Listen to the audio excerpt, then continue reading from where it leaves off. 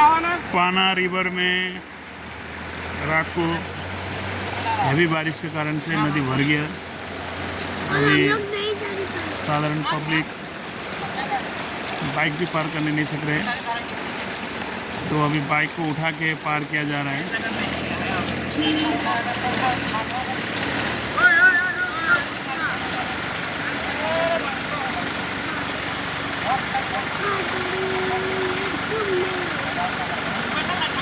पानी का force current बहुत ही ज़्यादा है।